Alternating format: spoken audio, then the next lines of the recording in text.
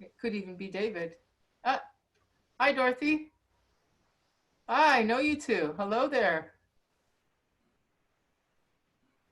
All right. Hello. There we go. How are you? I'm good. Look at Good. that. I recognize all you guys. Get your, Wendy, Wendy, huh? you're in Toronto, eh? Yeah. Yeah, that's what I followed some of your when you were exercising outside on the stairs. Yeah. Wendy's like 3 blocks away from me. Oh, no kidding. Yeah. Yeah. I went actually yesterday to check out your place, and I went through the park, and some homeless person just Oh, threw a bunch of money at me, and I was wow. like, it felt like stones. And I Wow. was like, oh, I got to get out of this park. And I looked down, and there's a whole bunch of change by my Oh, feet. interesting. And I couldn't figure out why they would do that, but I Yeah. didn't touch the money. I just let the money sit and threw it Yeah. on the Well, ground. somebody Like will. It's I become kind of homeless central in that park for now. well, since they cleaned up the tent city that was on the south part of Yeah. 519, it just seems that there are more people there now. Yes. And Yeah. I guess none of them are your clients, but No. I was thinking about taking my horn and playing there in the park, but then Oh, I wow. thought, no, I better not do that, because that will also create a crowd, and then I may get in trouble. Yeah. Because if you create a crowd and the people aren't social distancing from each other, and you're the cause of the crowd, you can get in trouble. Yeah.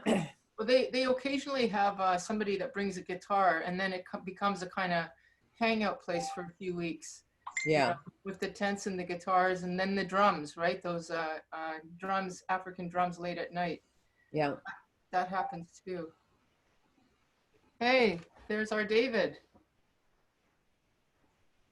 Hi, David. Oh, he just left. Yeah, yeah.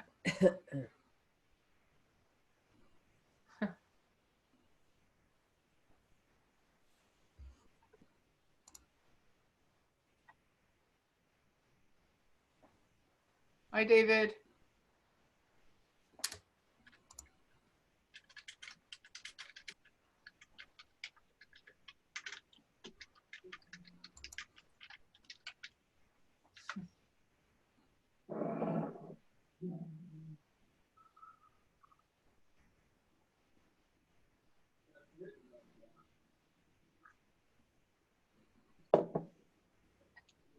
Have you ever played your horn on the street, like when you were younger, as a, I don't Yes. know, busker? Yeah. When I first moved to Amsterdam, it was the first thing I did because I needed to make some money quick. And so I ended up playing in the portal of the Rijksmuseum, which is the museum where the Rembrandt's Night Watch is. And there's this sort of portal for the bikes to go through. And it's got this fantastic acoustics. It's still there, of course, and a lot of musicians play in there. But I played in there every day with my horn case open. Wow. And I had a little ghetto blaster boombox with a tape. And I played accompaniment tapes of all the Mozart horn concertos and things like that. And I just played with my case open for the museum tourists. But I also played down at St. Lawrence Market when I was a student. And because when I was in residence, my dad said he would pay for residence, but he's not going to pay for my food. So I had to make money while I was in residence at U of T, and started playing my horn at the St. Lawrence Market. That's a good place, because if you get money, you buy the freshest of the fresh.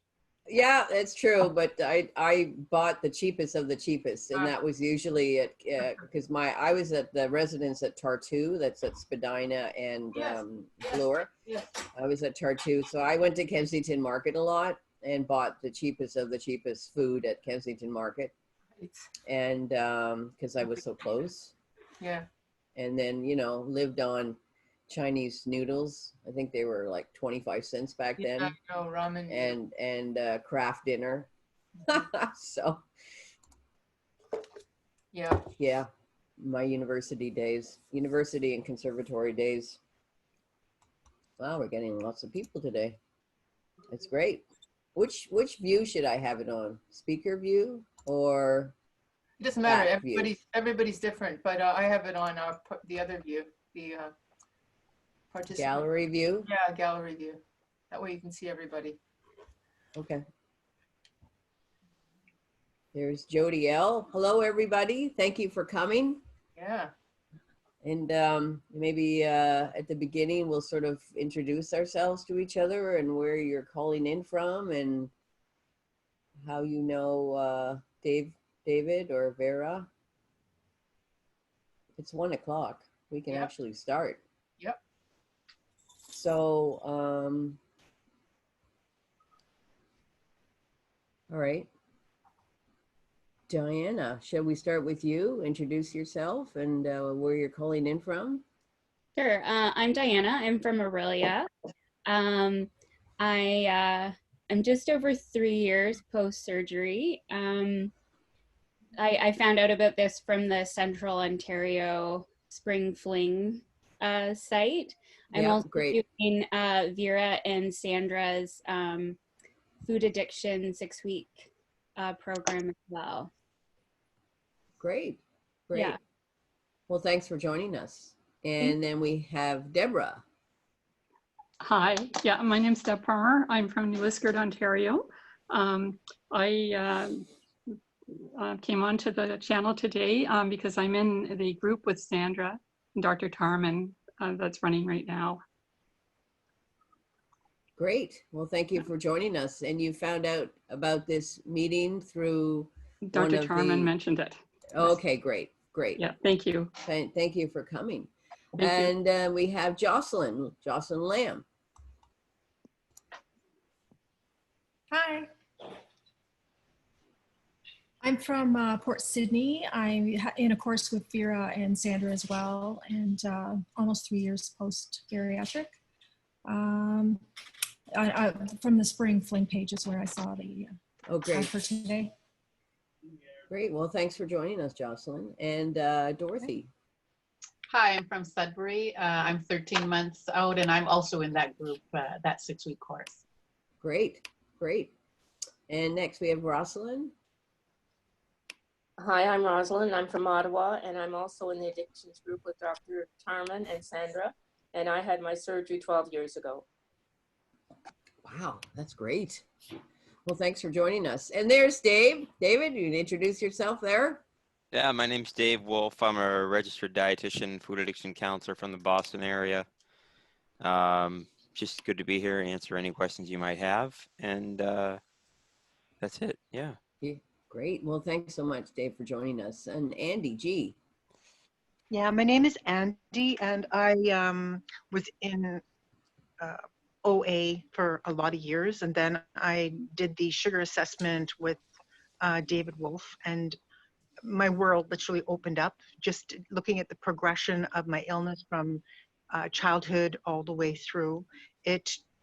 All the lights went off for me, and I knew, and I was able to go into a peaceful, lovely recovery now. And yeah, with that, I'm just grateful to be here. Thank you. Well, thank you for joining us. And I like your YouTube. I like your YouTube channel very much. Thank you. I didn't want to overdo it with all my horn playing, but the reason why I'm doing these Zoom meetings, live Zoom meetings now with guests, is that I've basically run out of material to make my own videos about my weight loss journey. And so I thought, you know what, I'm just going to add some horn and I'm going to do some live Zooming because I love the combination, and also I love Dr. Vera's book. Just knocked me out. Fantastic. Yeah, so that's great. Yes, and I hope that everybody has a copy. Christy, where are you calling in from, and how did you find out about this? I'm calling from Michigan. I am in Dr. Tarman's Facebook group, and I've also worked with David one-on-one. I am almost 3 years post bypass. Fantastic. And then we have TZ. I don't see any. Oh, TZ left. Zariah Walker. Zariah Walker, are you there? Zariah Walker?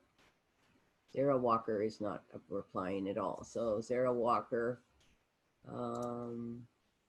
We had an issue at our last Zoom meeting, and I want to be completely upfront with everybody here, is that we had a flasher in our group, and he stayed anonymous. He turned off his video and turned off his microphone for about a half an hour into the Zoom meeting. And then a half an hour into the Zoom meeting, he showed everything. And so immediately blocked him, but I want to be able to say hello to everybody to make sure they're legit. So Zariah Walker, can you tell us a little bit about yourself?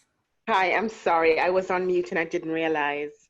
Yeah. My name is actually Jillian. I'm calling from Georgetown, Ontario. Okay, I found out about this from the Spring Fling website. I am contemplating bariatric surgery, and I'm joining because I want to know, what people's experiences have been post-surgery, especially those who have, done it 2, 3, 4, 5, 6 years ago. So I want to know the pluses, downsides, everything before I jump in full head on. Yeah. I've met with the nurses. I'm supposed to meet with the internist pretty soon. But with COVID, everything was pushed back. But yeah. I want to get as much information as I can so I can make an informed decision. Yeah, that's great. Well, thanks for joining us. And I also highly recommend, I don't want to self-plug myself, but to look at all of my YouTube videos that I have at youtube.com/findingwendy. And because from pre-surgery, I posted videos every week about my journey, about my the OptiFast, the liquid diet that I had to follow for a month before my surgery. My top weight was 450 pounds. My surgery weight was 375, and today I'm 225. And it's two years post-op. So I've lost 225 pounds in 2 years. And yeah, so there's a lot of information on my YouTube channel. So youtube.com/findingwendy, one word, and you can check out all my videos. All right, Jodi L. Thank you so much. Thank you, Sarah. Jodi L.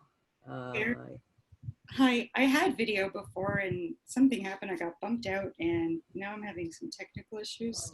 I might have to boot my computer after and then rejoin. Yeah, sure. We'll try a different device, but my name is Jodi. Hi, Jodi. When Vera knew me, I was from Manitoba, but now I'm from Windsor, Ontario. And I'm a post-gastric bypass patient, 4 years RNY. And I had been a participant of the Renaissance program back in August of 2018. And and I found out about this Zoom right here from the Spring Fling Facebook group. So thank you, Wendy. Yeah, you're welcome. I mean, I for all of your information that I've gotten for all of your Thursday supports. Yeah, it's my pleasure. I mean, it's really a fantastic community, and basically during these COVID-19 times, the fear of regain is a real thing for everybody, and me too. And this is basically how I also keep on track. The accountability issue for me, the accountability of being completely upfront and with myself and online is the way that I'm able to stay on track. And so that's great. So we have Galaxy 8A8218. Is there somebody there? Yeah. Can I say something to that? I know who that is. I know who that is, and I think she's not wanting to be recorded, but I can legitimize her. Yes, her or him. Yeah. Okay, great. She's not a Zoom bomber. Okay, great. Is that what it's called officially? A Zoom bomber? Yes. Oh, okay. And Peggy's iPhone. Well, wait a sec. When we got TZ, they've left a message in the chat. Can I read that for you? Yeah, I see that. Yeah, I see that. Do you want me to read, or you want to read? Sure, go ahead. Go ahead. It says, go ahead. TZ is saying, hi, I'm kind of taking a co-host role, sorry. Hi, sorry, lost signal. I'm listening from work, so can't speak. I'm from Toronto, Canada. I heard about this from an OA friend. I've been struggling with food addiction and want to learn more. Thank you. Yeah. And there's Veronica in Mississauga who just joined us. And you want to tell a little bit about yourself, Veronica, to everybody? You have to unmute yourself. There you go. Yeah, sorry I'm late. You changed the password and everything. So Yep. I had surgery December 16th. I have the sleeve, and I'm struggling with sugar addiction. The carbs just keep me to consume, and that's the problem I'm having. Carbs and mostly sugars. Okay, great. Well, that's you're in the right place for today's chat. And then we'll end with, I think we have everybody except for Elaine. Hi, Wendy. Hi, Dr. Tarman. Hi, Dave. Everybody. I've been on before, Wendy, with you and enjoyed it very, very much and have watched many of your YouTube videos. I live here in North Carolina and enjoy listening to all these sessions. Thank you. All right. All right. So Vera is going to be basically today's co-host. So I'm just going to roll it over to Vera. Okay. So it's going to be Vera and Dave, but I'm going to start. Vera and Dave. Yeah, sorry. So I'm Dr. Tarman. For those, I think everybody knows me here almost because we're in our little group. That's great. So for those of you who don't, I'm an addictions physician based out of Toronto and have a special interest in food addiction, both because of my own history and professional. And I spoke on Wendy's Finding Wendy talk, this thing, a couple of weeks ago about food addiction. And people started asking me very good questions that I can't answer about, but I'm a post-bariatric client and I can't do what you're suggesting. And then I thought, oh my God, David is the one that needs to address these questions. So David, you were a little bit too humble. I just want to say a couple things about David. He, in my work at Renaissance, we had a food addiction program, which a couple of people were in here. And he was the one that designed the food plan for food addiction that is not a diet. It is a sugar addiction, flour addiction program to remove cravings. And in fact, his website is called Trigger Free Nutrition, which is exactly what we're interested in. And the reason why I thought about David for this is because he's worked with the post-bariatric crowd and had to do a lot of finagling and reformatting our food plan for people who couldn't eat like the 24 ounces of vegetables that I eat every lunch, or not lunch, but dinner or whatever. So he had to figure that out. And so he has that expertise and would be a great guy if any, I mean, he's here really just to answer questions, but if you want to get something planned for yourself, he's got that website called Trigger Free Nutrition and does this work. So contact him. So that's my ad for him and for me. And that's intro. Let me just do a summary of what we talked about, because a couple of people mentioned that they're struggling with food, COVID. Wendy, you mentioned.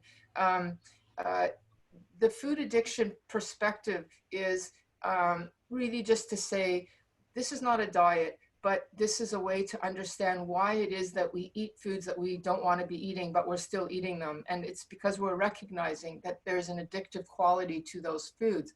And for some of us, more so than others of us. So our family members might be able to get away with this stuff, but we can't. And understanding what the triggers are, and then learning how to manage them from an addiction platform is the goal. So that would be from an addiction framework. Let's find out what the triggers are and then remove them. And then guess what? After you've gone through withdrawal, which we can talk about, it takes a few weeks, then those cravings will quiet. And for the person who said they're still struggling, it's not just sugar, it might be flour. And for some people, especially women in postmenopause, it might be grains too. You got to figure out what those triggers are. That's the kind of stuff that David would do with you.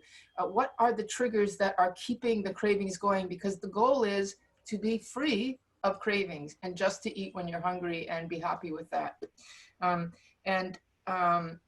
We have a food plan, which is no sugar, no flour, and possibly no grains.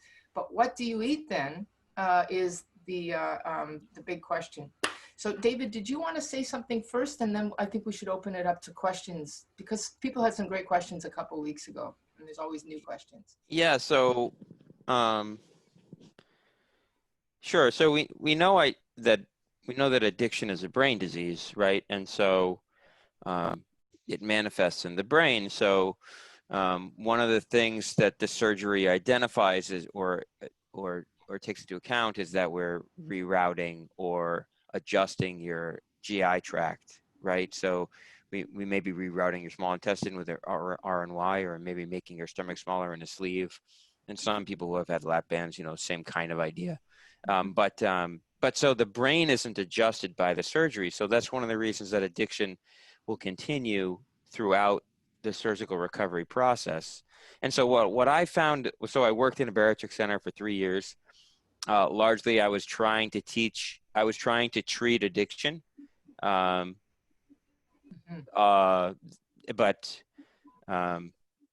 Anyway, so I used addiction treatment techniques to help people. What I found was that basically most people would plateau weight loss around 6 months if they were addicted or appeared to be addicted, and then at the year point they start to actually put weight back on. So that was kind of when I was watching trends. That's really what I saw. But I think the best thing to do is answer the direct questions that people have, because that will probably serve them best, Vera. Oh, sure. And by the way, you have a book. Do you want to just mention your book? Sure. I wrote a book with my dear friend, Cynthia Myers-Morrison. It's called The Fix for Cravings. It's available on Amazon. It's also available in Canada on Amazon. And it includes a food plan, but also it's really a how-to book, steps that you can take. There's a process to follow to really work with others and change your life through this process.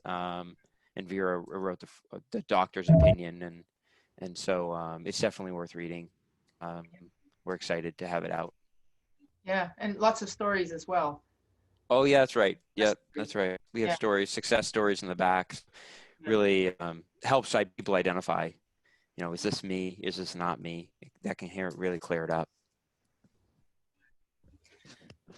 Okay, well, I remember that a couple of people were asking questions about volume and, what can I eat? Because I can't eat as much as you, Vera, because I haven't had the surgery. Right. But so, anyway, come forward, some of you folks. Give some questions. Be specific. Yeah. Hi, I'm 13 months out and I've done really well with my sleep. And okay. I'm pleased with how my progress is going, but I'm a little bit confused about how much I'm supposed to be eating at each meal. So right now, I sort of measure a cup. So whatever I'm having, I measure a cup and that's my meal. And sometimes I'm worried that maybe that's not too much. Maybe it's too much or maybe it's not enough. Mm-hmm. Is that being consistent over a period of time, or the volume? Pardon me? Has the volume been consistent over a period of time? Is it a new level, or are you needing that? That volume has been consistent from, I would say the last 8 months. Yeah. And I'm losing, of course, I'm losing at a smaller rate, which is fine. I'm losing, maybe a couple of pounds a month now. I'm just confused about moving forward. Is that normal? Is that normal? So after your cup, do you feel full, like you feel restriction? No, I feel like it's enough. Does it? Yeah. It sounds like you're right where you're supposed to be. I think the body gives those signs. It's problematic when we also have the mental obsession for motion, because it just makes it more complicated to decipher like what is true and what is not true. But it sounds like, based on the physical signs that your body's giving you, that you're eating the right amount for where you are in your journey. Okay. Can I ask you a question, Dorothy? A cup, is that like equivalent to maybe 8 ounces of veggies? Sort of? I don't know. So today for lunch, I had a black bean salad. And I just measure out a cup. So okay. I do a lot of casseroles. So I do like the lazy cabbage roll casserole, and I'll just measure a cup. And it fills you. How long does it fill you for? Like Till the next meal. Really? But one of the things I'm concerned about is like, you know, right now, my mind is really great. Like I think I'm sort of still in the honeymoon phase, you know, so my mind is quite strong. So that's why I don't know if I don't know. I just worry that I'm not maybe eating enough. Why? I don't feel hungry. I do find with COVID, we're snacking a little bit too much. So you're eating between meals then? Yeah, I'll have a snack if I need, but it'll be like a small apple. Okay. You know, or a little bit of cheese and crackers. More of the snacking is happening in the evening. Okay. Dorothy, can I interject there? Just a reminder, when was your surgery again? May 1st, 2019. Oh, 2019. Okay, so yeah, you're just past a year. And my weight has been somewhat stable the last, month, I would say. I would say that for myself, and I just wanted to interject, the important thing about this journey is that the establishment of habits, and that the habits of weighing your food has to continue also into year 2 and into year 3, and that you're retraining your brain about portion control, and that the portion control is like, at one point your stomach will not be able to give you the trigger you're full, because there is, like, post-surgery for the first year, you feel full real fast. I had a sleeve. Did you have sleeve or RMY? I had a sleeve. Yeah, so I can eat way bigger portions now than I could 6 months out. And looking back at our guide that we got, our bariatric binder, that we got post-surgery, and looking back at weeks 1 to 4, and you see the portions of your food is a 1/4 cup. And that again is like a shocking, like, oh my God, post-surgery, 6 months post-surgery, I only could eat a 1/4 cup of food and then I was full. But if you're getting into the habit of constantly weighing your food, even past the 1st, the 2nd, the 3rd, and the 4th year, that you are, even though you don't feel full, you've had your appropriate portion, because that's really the key. I just wanted to interject that for a second, Dr. Tarman, about the portion control with bariatric patients, because it's really about habit forming, and the habit forming of always measuring your food, because your stomach will stop telling you you're full, for sure. And then you're just like, whoa, I ate so much. Oh shit, I should have measured this. Yeah. And then the other, just one little small trick, if you've eaten a cup of food and there's still food on your plate, get up, put the plate in the fridge or in the garbage and wash it. Don't leave it around, because you will continue snacking from the plate. I do find that with the snacking and I feel I'm going to have to cut out the snacking. Yeah, can I say something to the snacking, because that pricked my ears right away. I in the food addiction platform, advocate that people don't snack. They have 3 meals a day and that's it. Because there is the concept of, you want to fast in between, a proper fast. If you're not going to do I'm not a great fan of intermittent fasting, which is prolonged fasting, but we still want to not have periods of time when we're not eating. And the snacking is a sneaky, it's the foot in the door. And I also heard you say that you snacked on cheese and crackers. Okay, David, do you want to take it from there? Because I think we both feel the same about this. Yeah, so a cracker is bread, and bread is flour. And so, and flour is like a white powder. So it's pretty close to sugar. So I would cut that out. I like to tell people, because they identify with this, like, I call a snack a nip. I don't know what do you call it in Canada? Like a 1 ounce bottle of alcohol. Yeah. So I mean, idea is, in and of itself, is a snack is an emotional decision. It's more than a decision to like eat for fuel. And so I also discourage intermittent fasting, but I like to call it like time restricted eating. Like we don't eat between meals. I think that's definitely a practice because it gets messy, and it's not. It's usually not food. It's like it's more of like I'm eating, feeling, or I'm eating to have an experience or something like that.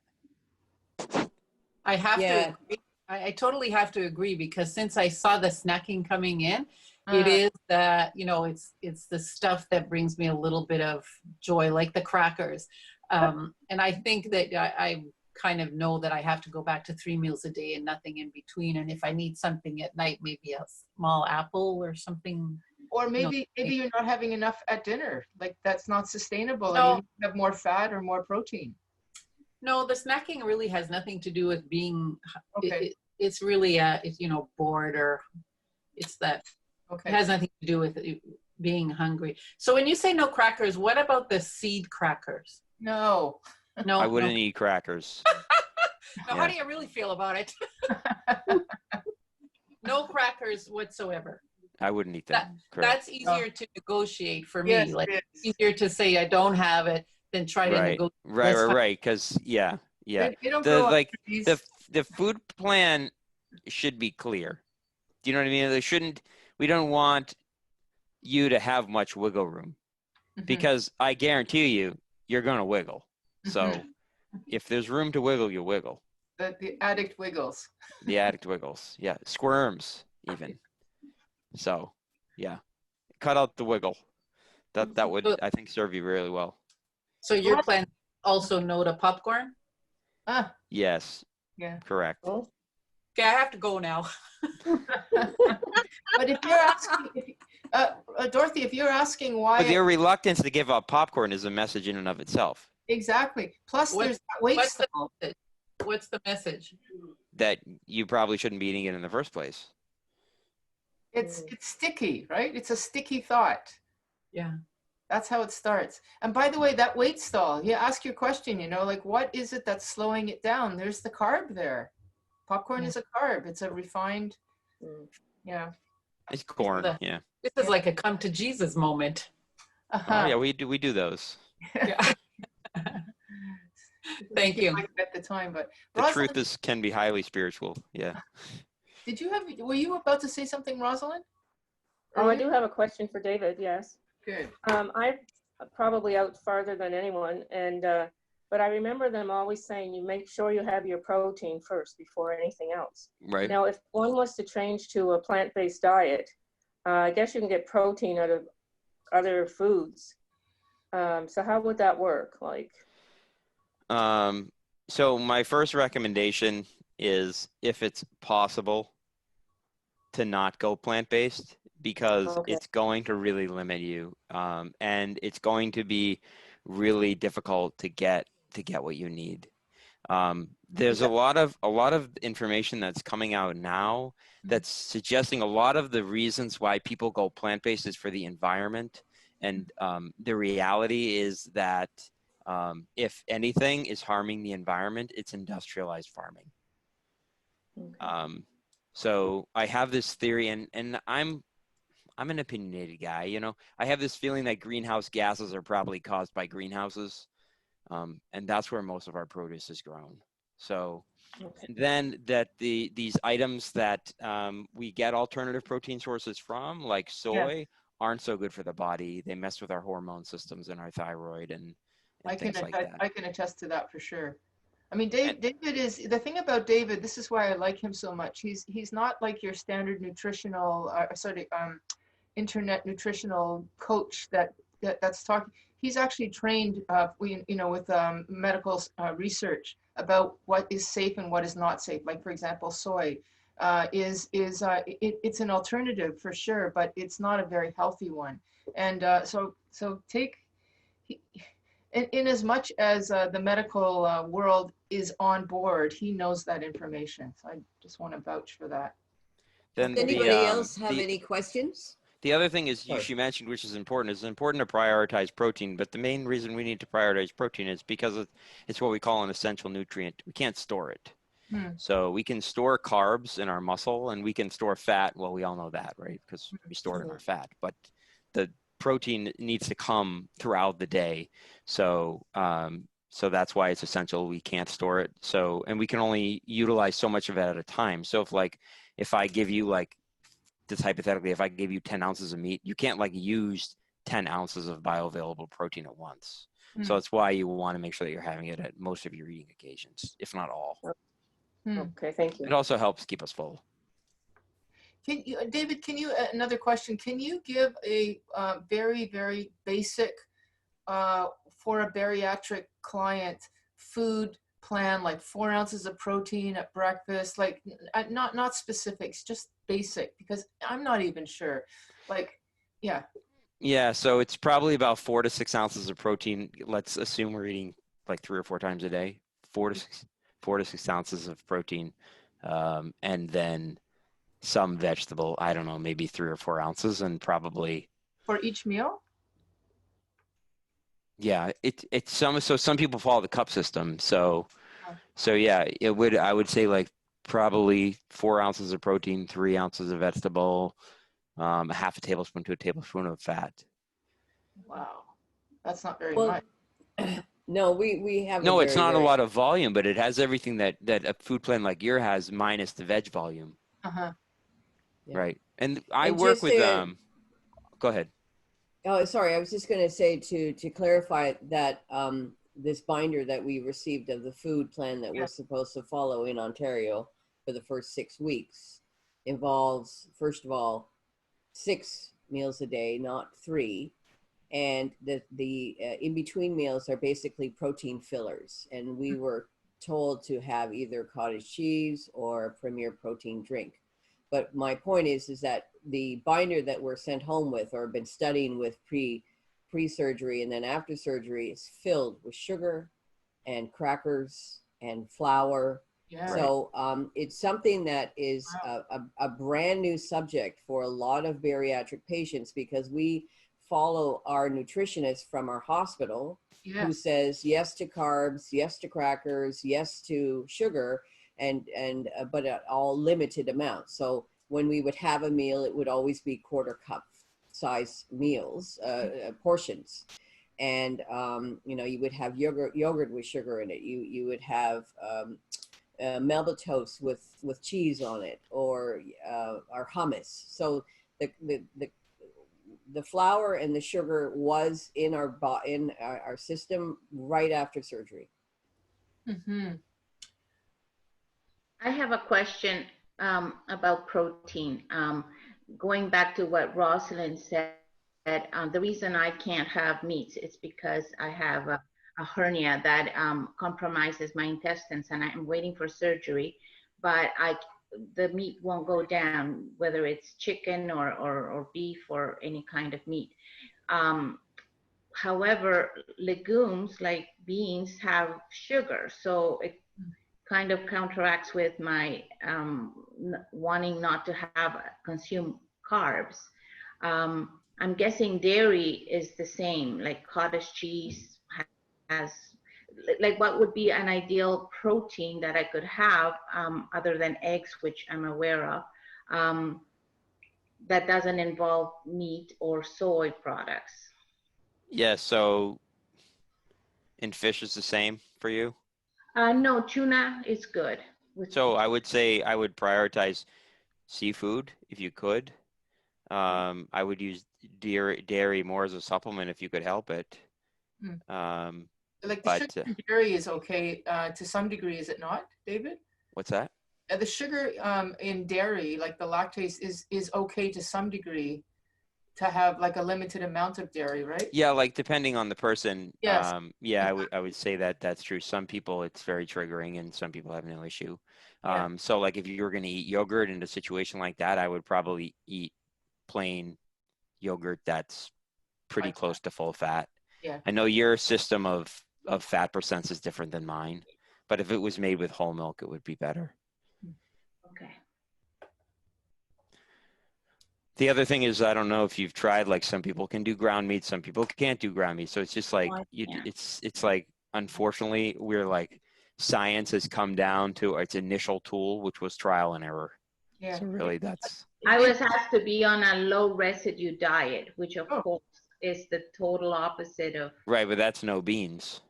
Huh. Yeah, no fiber. That's a problem. Wow. Right. But I seem to be doing okay with a cucumber or some spinach. I seem to do okay. Right. Yeah. The wetter stuff. So when is the surgery scheduled for?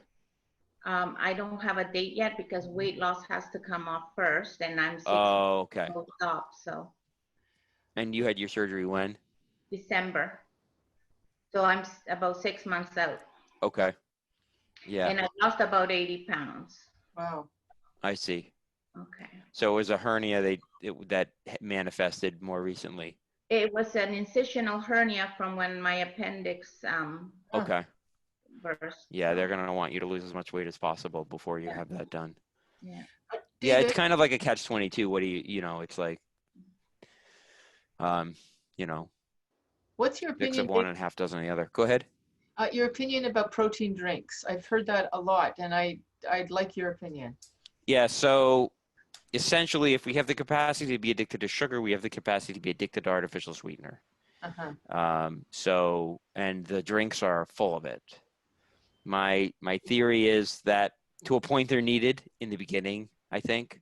But if we can wean off them, that would be ideal. We can kind of look at the surgery like it's a detox, you know, for in the beginning from the foods that we were eating previously. And so, but if we're keeping things going that have sweetener or sugar in them, then it's not you've never withdrawn. Right. And so I know people in recovery who have been in recovery a long time, and then they decide like they want to get rid of their sweetener, and they've been abstinent for a while, and they go through levels of withdrawal from sweetener. So it's not a doubt in my mind whether it's addictive or not. But there are some that are better than others, but really, if you can get away from them and meet your protein goals without them, you're much better off. And while we're on the subject, what about those little cutesy bars, protein bars and? Yeah, that's candy with protein in it. I'm like the bad news bears guy. That's like people pay me to get bad news. It's kind of ironic.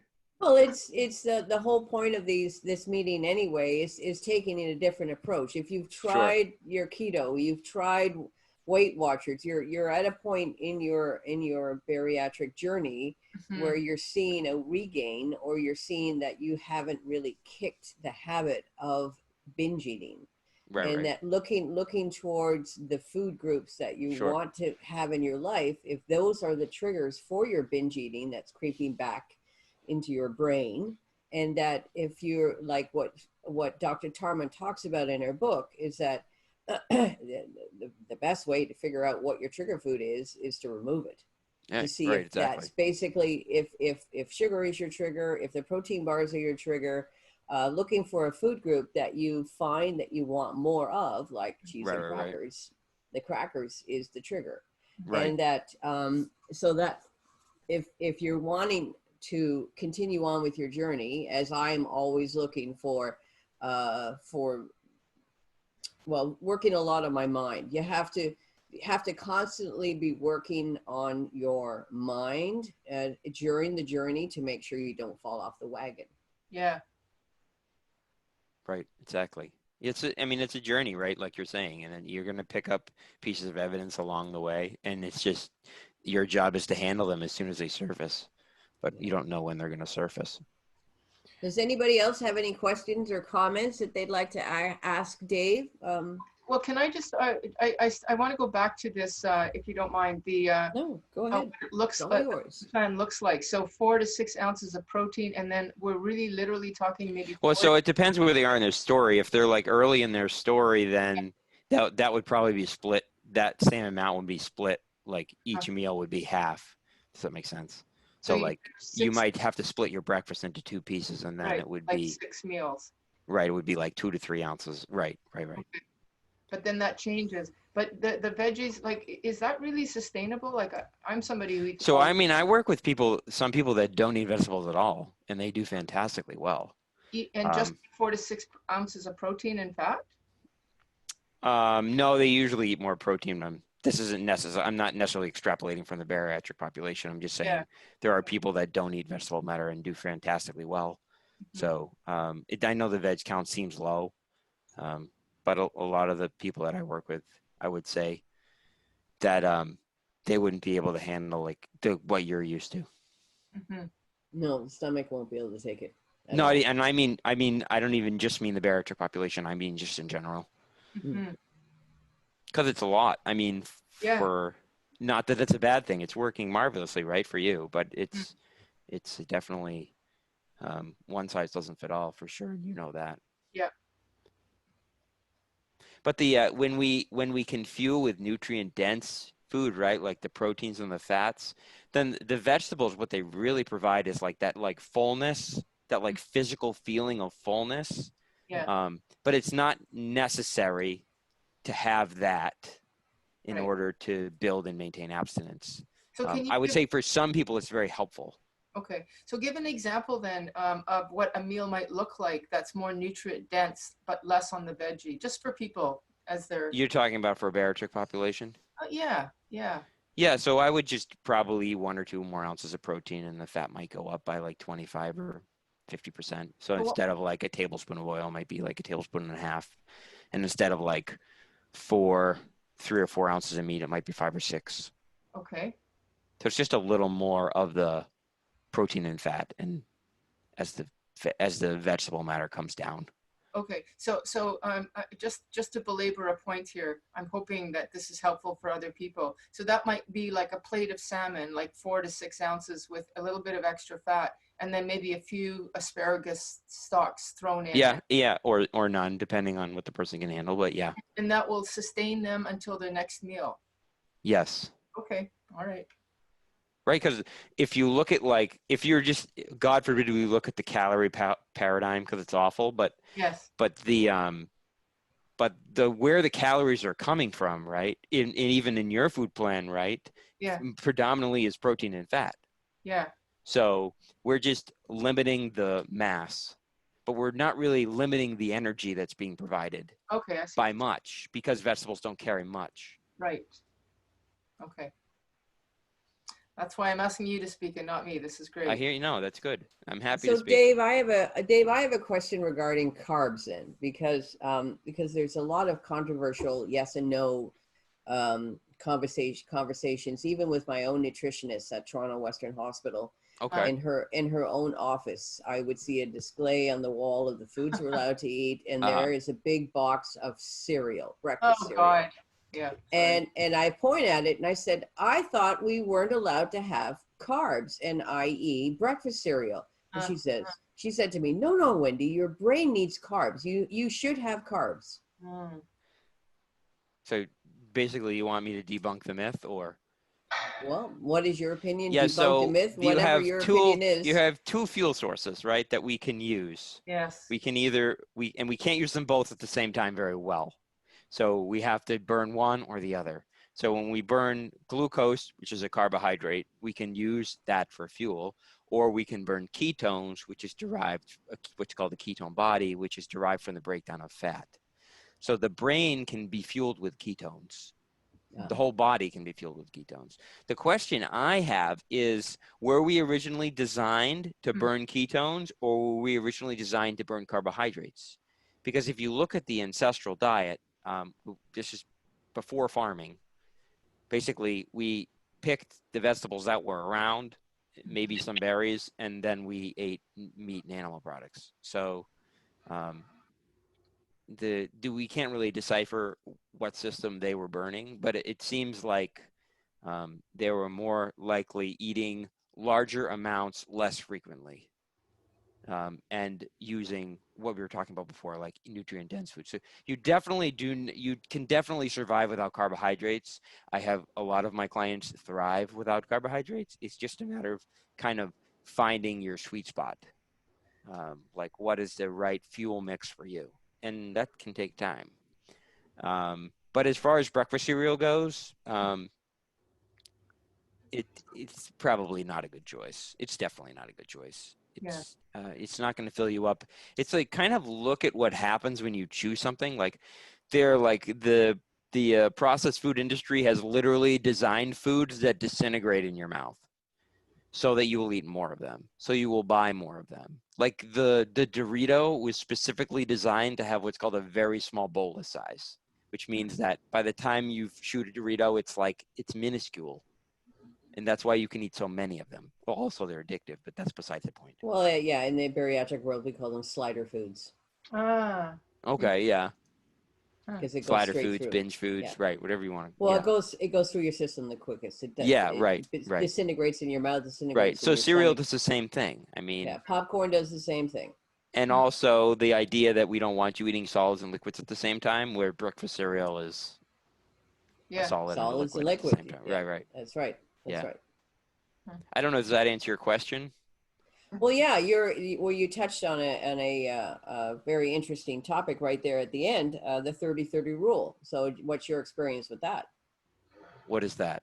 Yeah. Oh, bariatric patients cannot drink 30 minutes before they eat. Oh, okay. I mean, they can only drink 30 minutes before they eat and drink 30 minutes after they eat.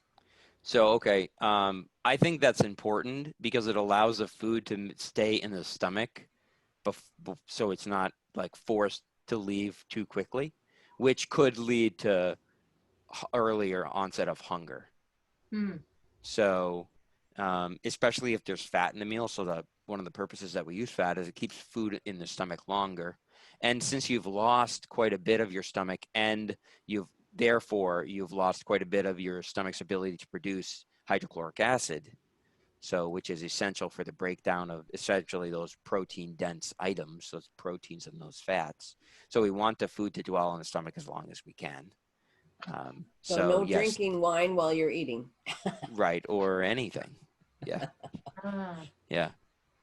Yeah. So you're having a bowl of soup. You have to wait 30 minutes before having anything solid, or that soup will. Well, I mean, you have to find basically, my opinion is if it's not pragmatic, you ain't going to do it. So it has to be practical. I don't know if I would suggest that someone does that with soup. I would definitely suggest that they don't utilize soup as a primary vehicle for nutrition. But yeah, so you have to find a balance. But I don't know if I would go so extreme as to say, well, you had a bowl of soup, you got to wait 30 minutes before you can eat your salmon. But the other thing is, I was just thinking as you were talking, is these protein shakes. So you have some of the premier products have between 30 and 40 grams of protein, but it's a liquid and it's not going to have much dwell time in your stomach. So are you really getting 30 grams of protein? Probably you're not absorbing that all, are you? Probably not. I mean, we can't prove it, but. That's a good point. Well, but it's interesting and frustrating at the same time because, all of us have been monitored by our own professional nutritionists at a hospital. Yeah. And then you hear something that makes complete logical sense to me when you say you drink a premier protein drink, it's not going to be sitting in your stomach very long. You're not absorbing the protein. So why are these nutritionists not telling us, or why are they creating this? Well, they're just passing along what binder? they've learned or what they've been told. Yeah. It's the same reason that why we push whole grains and push cereals is just so inherent. So people like me and Vera we're like the voodoo people as far as medicine goes, You're the controversial side, yes. Yeah, well, yeah, we're looking at medicine from a completely different angle. Right. It's becoming a more populated angle, but still. Yeah, and it's very unfunded. So extremely, yeah.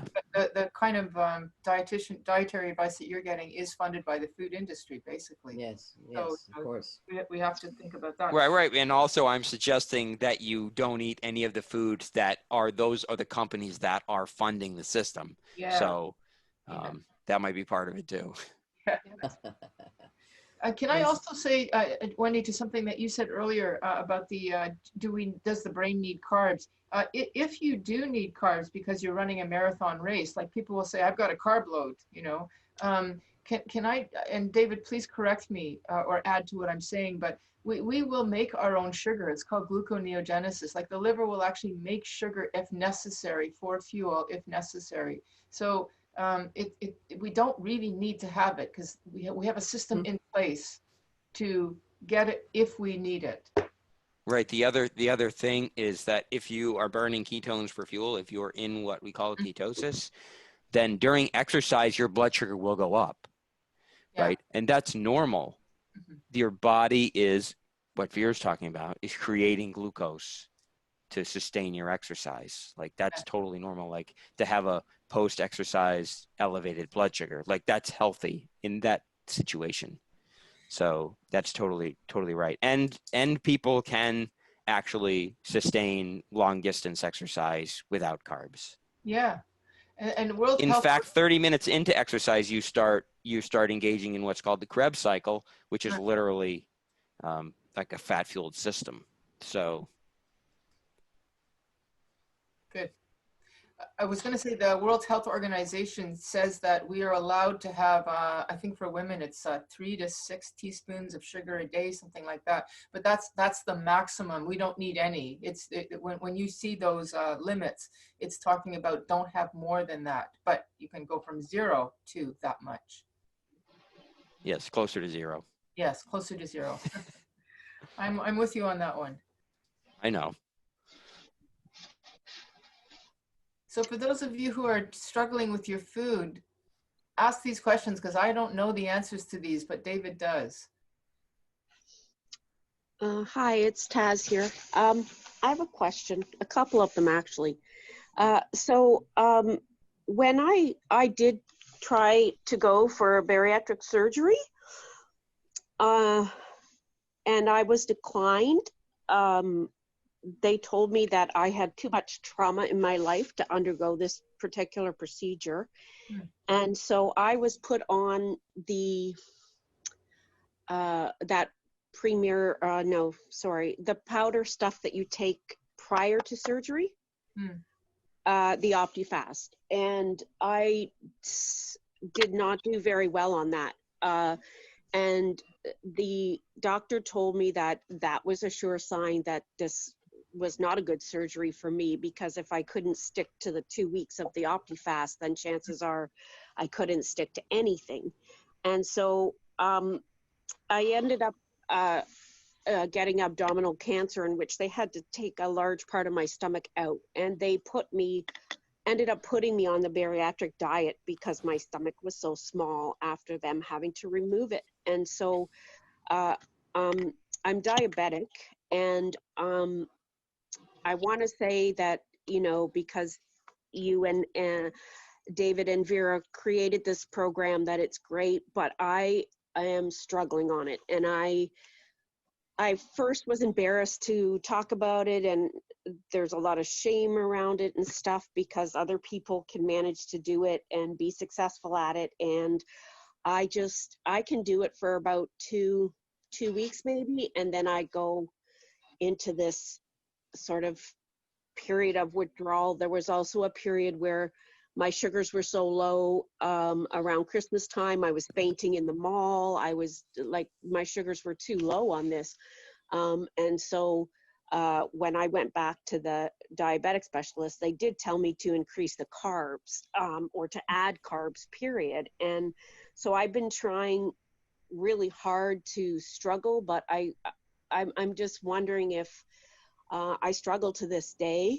At the end of this month, it'll be 4 years, and I've probably maintained abstinence for maybe a total of a year out of those 4 years. And so I just think of that slogan, like, if you keep doing the same thing over and over again and you don't get any results, that's the definition of insanity. And so at this point, I'm wondering if I need to change the course. I'm wondering if I don't know. I want to be successful. I don't want to be embarrassed or ashamed. And I'm not saying that it's the program at all. It's just that if I'm not able to sustain it, then it's not going to be a lifetime.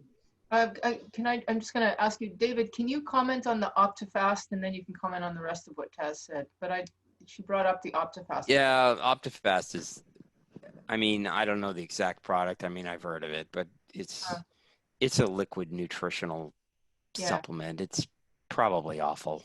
I mean, I would imagine. Well, can I just interject about what the OptiFast? So I was specifically told, because of my size, that I had to be on OptiFast for a month. What the OptiFast does is that it does give you the nutrition for a month, but the most important factor of the OptiFast is that it shrinks your liver, because the liver is the way the surgeon had described it to me. Your liver is right on top of your stomach, and he has to be able to get to your stomach easier with a smaller liver. So when I actually had the surgery, I had my gallbladder out at the same time as having the sleeve surgery. And the sleeve surgery was almost canceled, apparently, because my liver was still so enlarged.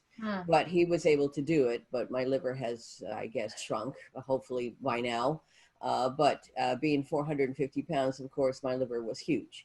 But the OptiFast is to help shrink the liver, to help the surgeon during the surgical procedure. Did it have sugar in it? I mean, I'm just wondering if that's what So I can reverse the non-alcoholic fatty liver disease, right? Which is called NASH. In 4 days. Okay, so just remove all the carbs. So why is it that this information would not come to a hospital? Is that again because the people at OptiFast are paying the nutritionists in the hospitals? It probably, I mean, there's probably a lot of avenues that are just really broken. I think part of it is funding and money. Part of it's is negligence. Part of it's that we're not going to get our national boards of nutrition and medicine to buy into this stuff because they think we're nuts. So if I had the choice of doing OptiFast for 4 days instead of a month, I mean, I would say the bariatric surgery and the bariatric journey was far easier than doing a month of OptiFast. That was the hardest thing I've done in my entire life. Yeah, and so, and if you do not consume any carbohydrates, if you just ate meat and fat for 4 days, I mean, not like, I mean, in you know, the appropriate proportions, then your fatty liver disease would reverse yourself. It's just a matter of but if you did it for the first 4 days and then you went back to your other eating pattern, it's going to come back. But there's another factor to that, Dave, that I do have to mention, is that there are 2 patients at the Toronto Bariatric Clinic at Toronto Western that were denied surgery during surgery because the surgeon found food in the stomach. So if the surgeon finds any food in your stomach, he will close you up. So there is, again, we're stuck. Our hands are tied. We cannot have a 4-day low-carb diet because then surgery won't happen. Well, then this sounds crazy and it's probably not right for the addiction community, but the alternative is to fast. But that's like, you know, that's not good for people like us. No. But it would eliminate you from having food in your stomach. Yeah, I'm just sharing what we were told and what we've experienced. I understand. During this. So they didn't eat. They followed the regulations for their surgery, meaning being non-par oral for a period of time, and then they had food in their stomach. Well, no. Prior to surgery, you need, like, I had to do 4 weeks too. In my case, it was Slim Fast, not OptiFast. Because Slim Fast doesn't have aspartame, which causes headaches in some people. But so no solids, only clear fluids like Jello, broth that's no more than 10 calories, water, tea, but absolutely no solids. So it makes no logical sense because the only form of calories that you're consuming are carbs. Yeah. Therefore, why would it even shrink your liver? It might help you lose weight. It just breaks my head and my heart. But I did go, I checked and I was on ketosis with those milkshakes. Now it was those, not milkshakes, but the Slim Fast. I was supposed to have 4 a day. I couldn't handle 4 a day. I could only do 2 a day, and then the broth and the other liquids and stuff. And I was on ketosis. So that's why I thought, even though it has carbs, because it is sweet. It did send me over, like, I was on ketosis, so yeah. What, you were basing it on urine tests? Yeah. Oh, okay.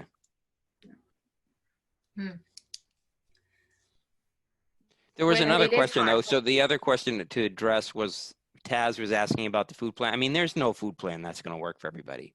It just doesn't exist. And so was she referring to the program at Renaissance? Yes, I was. Okay, yeah. So yeah, it may not work for you. Are you type 1 diabetic or 2? Type 2 diabetic? And okay, so yeah, the other thing to really think about is there's something called post-acute withdrawal. And so we don't know when that's going to come. I mean, there are some patients that seem like they experience pause at like week 3, and sometimes it comes at like 6 months. So, but it's basically like we feel like we're doing really well, and then all of a sudden, we're just like, boom, our life explodes, and it's just not pretty. So it may be that your fail point is actually post-acute withdrawal.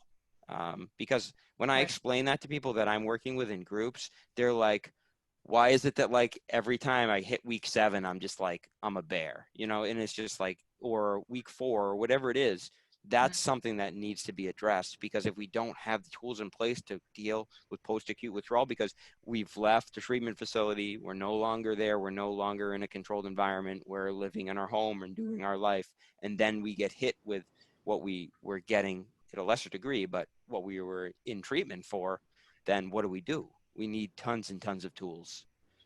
Yeah, but my issue is that my sugar was going too low, and I was How low was your sugar? 2.3. Oh, you have a different system than me. I'd have to translate it, because we're stupid and non-standard. Yeah. I don't know. I'd have to convert it. Well, the other thing I faced was I didn't experience anger. I experienced rage, and I purposely slammed my car into somebody. And I did not feel bad. I didn't. And I talked to my psychiatrist, and I mentioned it to him, and I said, listen, this is something I can't control. It really felt out of control. And when I slammed my car into this gentleman, he got out. It was a red light, and he got out, and I unrolled my window. I was ready to go. Like if he had, wanted to punch my lights out or whatever, I was ready to go.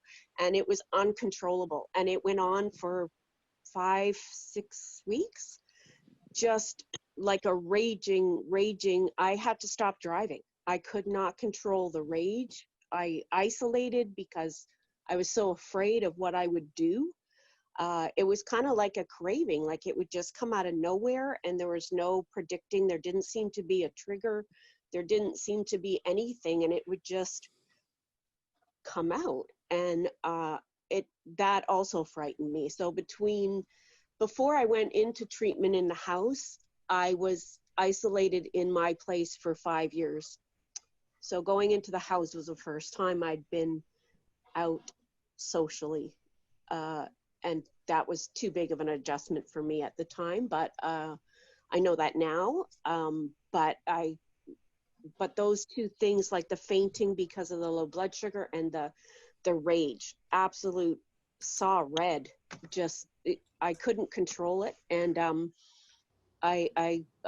afraid. I'm afraid of both things. So I just was hoping to find a different solution. Or yeah, it may be a situation where you don't like tapering, but it may be a situation where tapering would be helpful. If it's possible. It's kind of hard for addicts to taper, but like to get rid of the sugar for like a 4-week period and then start to whittle down on the grains. And then I don't know, we don't always have the answers before trying things. That's the problem. Yeah. Well, I don't do grains or starch or any of that. It's the sugar. I don't know if as a diabetic my body needs some. I don't know. But I was just going too low, and when I kept getting sent to Emerge for fainting all over the place, the doctor in Emerge said, your sugars are way too low for a diabetic. You need to eat some carbs. So I'm not like, I don't eat grains, I don't eat whatever, but I do carry the tablets, the glucose tablets for when your sugar's too low now. Because our rule was you had to be 5 to drive, and I'm waking up at 2.3. So like not even close to being able to drive without consuming some form of sugar before I get going. So I'm just finding it really complicated with the different scenarios. I want to be as successful as everybody else. But eventually, like after 4 years of trying the same thing over and over again, I do feel like I'm going crazy. I need to see results. And I'm just, but anyways, thanks. Well, Taz, I just wanted to ask, maybe it'd be a possibility that you can take this offline with David or Dr. Tarman at a different time or in another platform. But I just wanted to, and I want to thank you so very much for sharing all this information with us and your struggles. And because our time is short with this Zoom meeting, is there anybody else that has some questions for Dave? That would like to talk about their situation? Hi, Deborah. Hi. Yeah, just a quick question. I just wanted to ask regarding protein, the protein of eggs, and like, you know, how much you actually can have, you know, how many eggs are you allowed a week, like that type of thing, or is there any limits to that? Or yes, so we've been duped by the concept of cholesterol. I mean, cholesterol is a naturally occurring substance in our body. We make it. Right. Our hormones require it. Our sex hormones are made partially of it. It is not the problem. So, I mean, I ate 6 eggs for breakfast. I mean, eggs do not have to be afraid of eggs. Yeah, especially if you can get grass pasture raised eggs. It's a highly nutritionally dense food. And don't skip on the yolk either. Okay, Eat perfect. the whole egg. Okay. Yeah. Well, that's good to know. Thank you so much. Yeah. I love eggs. Yeah, me too. Yeah, I mean, I probably buy 4 dozen eggs a week for my family, and there are 2 adults and a baby. So. Oh wow! Oh, that's great. Thanks kindly. Okay. Maybe I have not a question. that much, but I have a question about oats. Can I ask about oats? So when I'm making, I make a meatball, I make meatballs, and I use oats as kind of a filler. So is that going to be a bad carb? Well, again, I have an aggressive stance. I don't know of any good carbs, so I just kind of put most carbs in the bad category. You may be able to bind it honestly with like dried Parmesan cheese. Okay. You know? And I make meatballs without that stuff, and they come out just fine. Okay. Dorothy, you know, you said earlier that you struggle with weight stall a little bit, and or at least that was the implied. And then also you're in the food addiction thing. It just makes me think you're struggling a bit. So maybe that's the food, those grains. So David is more. I would say it's probably not maybe. Yeah, I'm being polite. So I'm not as aggressive with David because I do eat veggies, but I don't eat grains, and I don't have that. So when I stopped grains, which is oats, the even steel cut oats, I lost that weight that was my middle-age spread weight. It can make a difference. Huge. Yeah, I can see that now just in the conversation today, the tweaking that I can do that'll just. Well, you have plenty of room to change, Yeah, plenty of room to change and just tweak it, and because the surgery can bring you so far, but then now you've got to do it on your own. I just had a comment, Wendy, about the OptiFast. I also had to do it for a month, and I found it very liberating to not have to think about food for a month. I thought it was awesome. That's true. It was very easy, yes, but it was difficult at parties, a baby shower, and a not Golden Globe, Academy Award party. So lots of a giant food table, wall-to-wall food, and here I am sipping on my frozen OptiFast. And I was there Well, I did it. I was very strong. I did not cheat once in a month. But Dorothy, can I say that if you prepare your food ahead of time, you're not thinking about food all the time. You're just thinking about it during that food prep. That's one of the liberating aspects about a food addiction diet is you prepare ahead, and then your brain is no longer focused on food during the day. I do some batch cooking, and yeah, it's very liberating to know that on my way home, I know there's something there.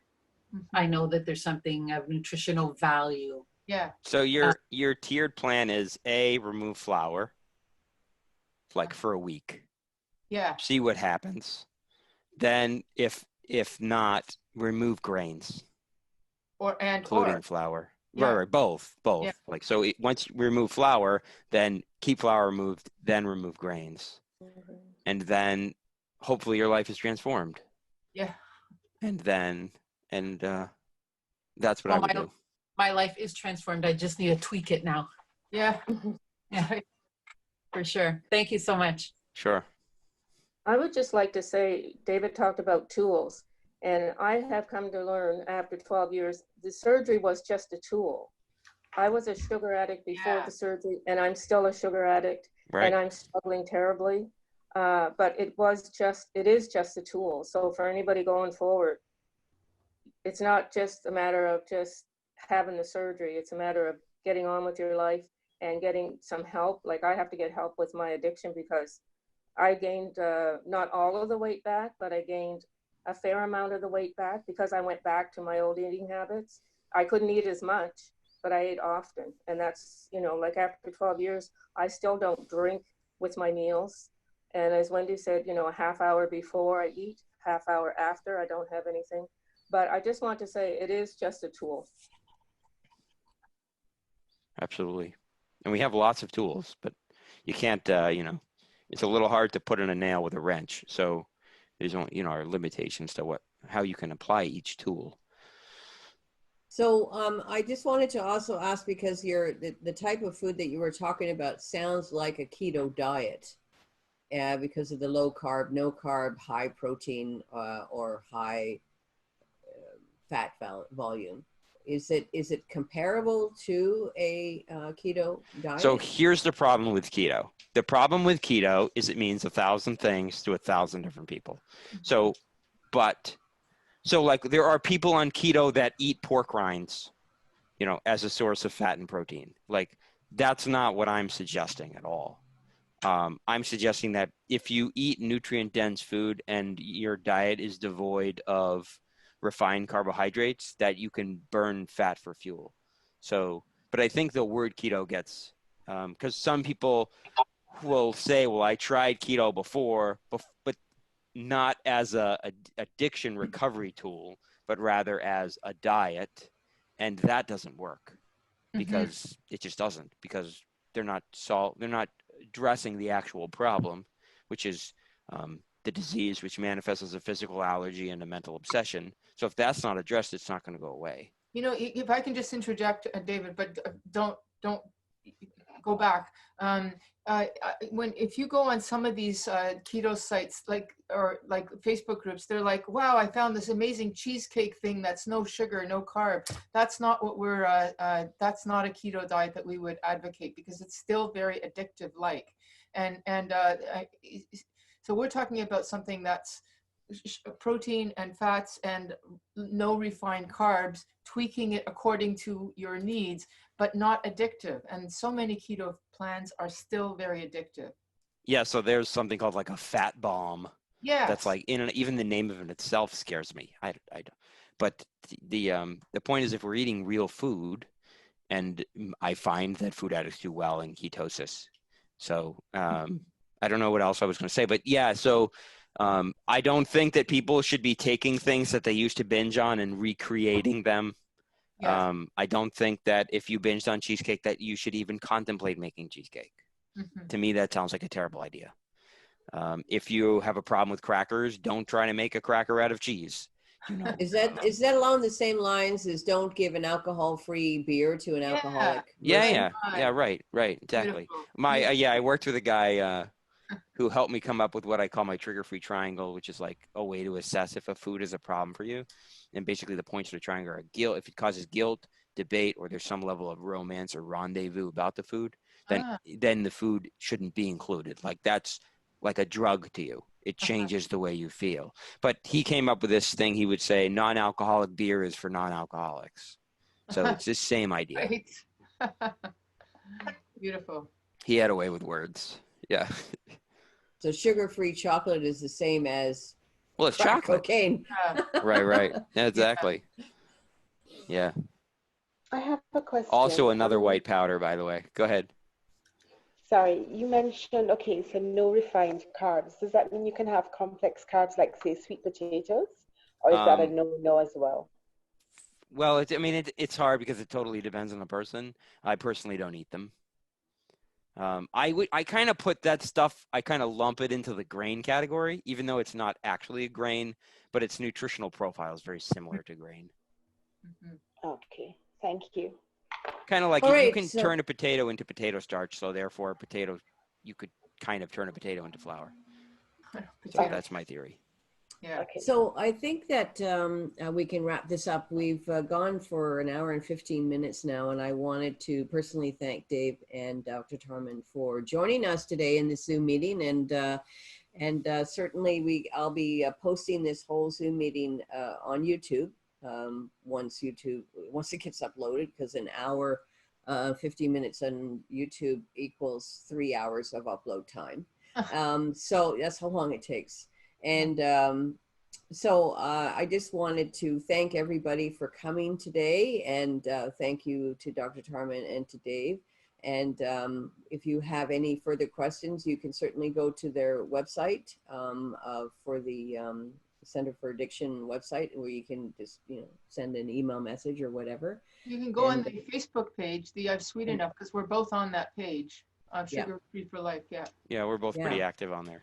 Yeah. Well, I hope that it was really helpful for everybody to look at it again, a different perspective, because there are all sorts of different perspectives. This way may not be your way, but I just wanted to be able to share different approaches of food management, addiction management, and helping your own journey. As a professional musician, I studied with some of the best horn teachers around the world, but I, didn't necessarily listen to everything that one particular teacher taught me. I took little bits from different people to see what works best for me. And that's what I'm finding, that I'm hoping that people here will also, whatever little bit of information helps you with your journey, that maybe you do need to do a sugar-free, soy-free, grain-free diet. Maybe that's your journey, but it's not something I'm going to be doing, but it's just out there, so that we all know that we're not completely stuck with what our own bariatric team back at our hospitals are telling us is not the absolute law. There are different things that you can do and different ways to look at this whole journey. Right on. So anyways, thank you again to Dr. Tarman and to Dave Wolfe for coming. And I don't know what next week's Zoom meeting topic will be, but I'll let everybody know this in the same way. And thanks again for coming, everybody. Thank you, Wendy. Wendy. Thanks, Dr. Tarman and David. See everybody again. Thank you. Bye. Thank you, everyone. Have a great afternoon. Thank you. Thank you.